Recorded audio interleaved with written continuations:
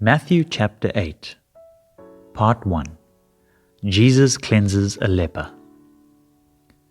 When he came down from the mountain, great crowds followed him.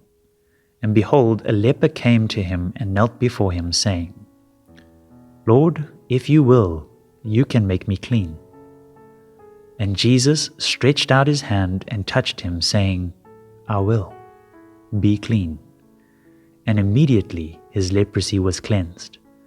And Jesus said to him, See that you say nothing to anyone, but go, show yourself to the priest, and offer the gift that Moses commanded, for a proof to them.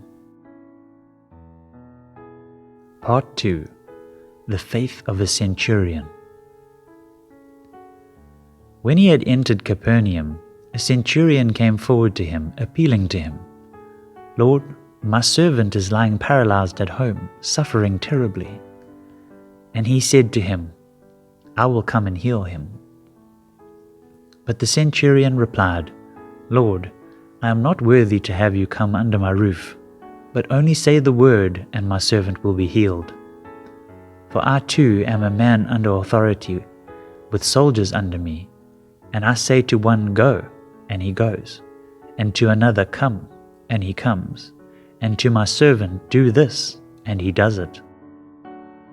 When Jesus heard this, he marveled and said to those who followed him, Truly I tell you, with no one in Israel have I found such faith. I tell you, many will come from east and west and recline at table with Abraham, Isaac, and Jacob in the kingdom of heaven, while the sons of the kingdom will be thrown into the outer darkness. In that place there will be weeping and gnashing of teeth. And to the centurion Jesus said, Go, let it be done for you as you have believed. And the servant was healed at that very moment. Part 3. Jesus heals many. And when Jesus entered Peter's house, he saw his mother-in-law lying sick with a fever. He touched her hand, and the fever left her, and she rose and began to serve him. That evening they brought to him many who were oppressed by demons, and he cast out the spirits with a word, and healed all who were sick. This was to fulfill what was spoken by the prophet Isaiah. He took our illness and bore our diseases. Part 4. The cost of following Jesus. Now, when Jesus saw a crowd around him, he gave orders to go over to the other side.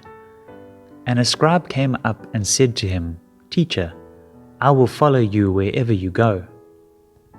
And Jesus said, Foxes have holes, and birds of the air have nests, but the Son of Man has nowhere to lay his head. Another of the disciples said to him, Lord, let me first go and bury my father. And Jesus said to him, Follow me, and leave the dead to bury their own dead. Part 5. Jesus calms a storm. And when he got into the boat, his disciples followed him. And behold, there arose a great storm on the sea, so that the boat was being swamped by the waves, but he was asleep. And they went and woke him, saying, Save us, Lord, we are perishing. And he said to them, Why are you afraid, O you of little faith? Then he rose and rebuked the winds and the sea, and there was a great calm. And the men marveled, saying, What sort of man is this, that even the wind and sea obey him? Part 6. Jesus heals 2 men with demons. And when he came to the other side, to the country of the Gadarenes, 2 demon-possessed men met him, coming out of the tombs, so fierce that no one could pass that way. And behold, they cried out, What have you to do with us, O Son of God? Have you come here to torment us before the time? Now a herd of many pigs was feeding at some distance from them, and the demons begged him, saying, If you cast us out, send us away into the herd of pigs. And he said to them, Go. So they came out and went into the pigs, and behold, the whole herd rushed down the steep bank and into the sea, and drowned in the waters. The herdsmen fled, and going into the city they told everything, especially what had happened to the demon-possessed men. And behold, all the city came out to meet Jesus, and when they saw him, they begged him to leave their region.